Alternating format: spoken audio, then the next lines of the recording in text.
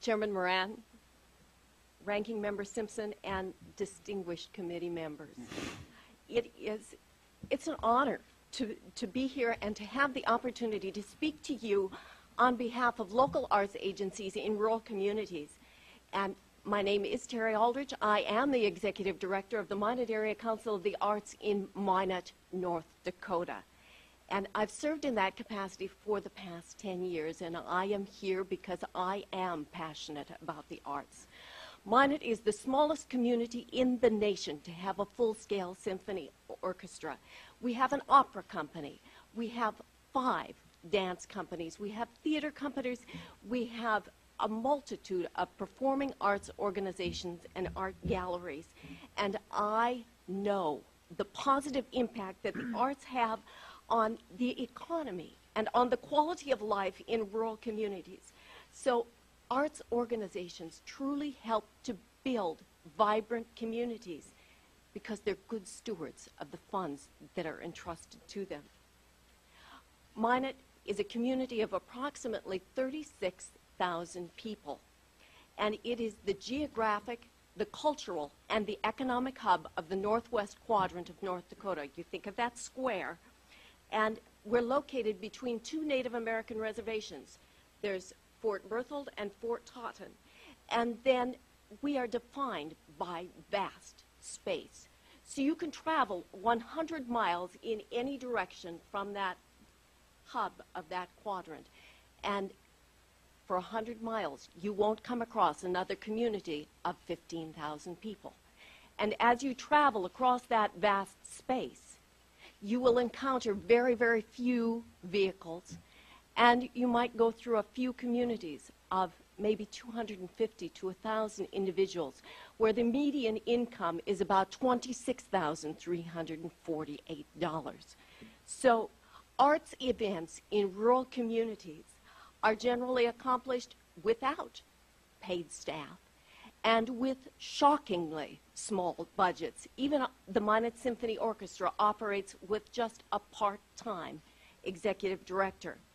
So there are very, very few rural arts organizations that can meet the requirements that are necessary to qualify for a grant that comes directly to us from the National Endowment for the Arts.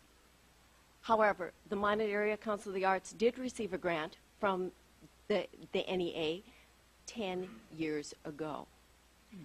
That $12,000 that I received allowed me to hire a part-time arts education coordinator and to bring working artists into schools that could not otherwise afford to hire an art teacher. Now, that investment has gone on to impact the community because the coordinator's position has been sustained.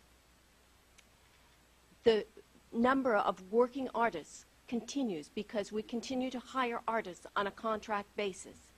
And the number of students that is impacted by that arts education program has increased 200% in 10 years. So the impact of that program and that $12,000 is felt today through arts instruction that meets our state's fine arts education standards, and it touches our local economy. I could tell you all those wonderful statistics about how students who are involved in the arts are 4 times more likely to win an award in science, but I'd rather tell you a story about someone who is very precious to me. My son married a beautiful young woman, and she is in her first year of medical school. And while she was pursuing her undergraduate degree, she received national recognition for cancer research related to the breakpoint clusters of acute myeloid leukemia. Now, I don't understand those words that I just spoke, but she does. But the amazing thing is her background in music allowed her to be able to have critical thinking skills and analytical skills that put her ahead of others. and it allowed her to do great things in the research. And the ability to see patterns and to look at things with an artistic eye are key points of arts education that are just so crucial. So those funds that reach us are so important.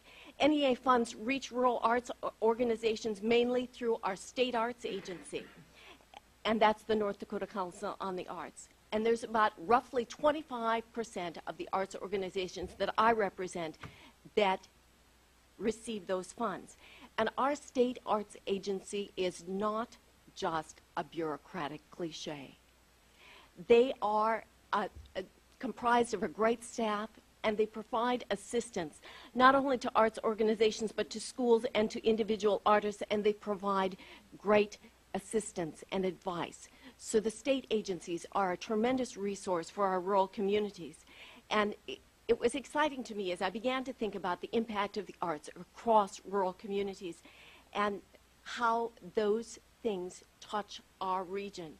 I was in Canada at a petroleum conference, and individuals talked to me about how important the arts are to their business and how those things that impact the quality of life just are important to attracting and to retaining their quality employees.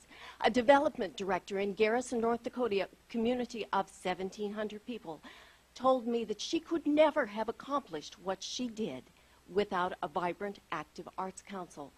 They've created a Dickens Festival that draws thousands of people to their community.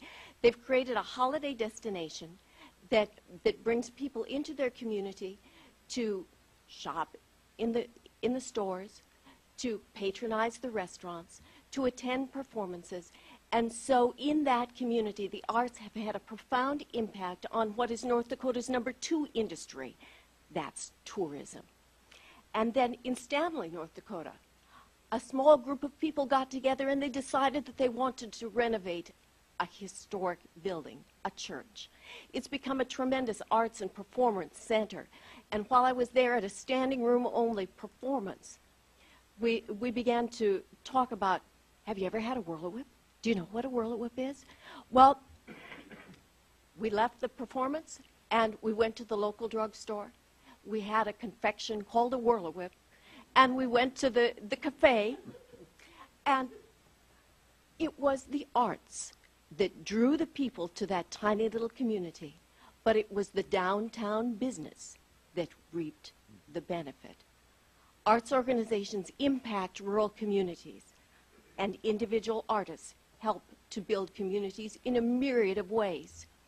A potter in Burlington, North Dakota, community of 1,000 people, sells her work on a national scale in exclusive shops, but the revenue comes right back to our community to benefit us. A young North Dakota artist bought an abandoned church. He renovated it. It's where his home is now, where his studio is. So a community gained a renovated building. So what would have been lost has been saved. The community also gained a destination point, and the revenue that comes from the sale of his beautiful glasswork comes right back to that community. And of course, you cannot discount the valuable skills that come into a community because of the artists themselves when they work in fields outside of the arts. Right in my own office, I have a jazz musician, and every single day I see the way that his musical training impacts with a creative way the way problems are solved and the way problems are isolated and taken care of. So it's an exciting thing to think about how the arts impact and build our communities in rural areas. The Arts and Economic Prosperity Study that was accomplished through Americans for the Arts revealed that the nonprofit arts industry in Minot, North Dakota is an $8.6 million industry that generates $476,000 to state government and $363,000 to our local government, while supporting 188 jobs. Thank you, Ms. Aldrich.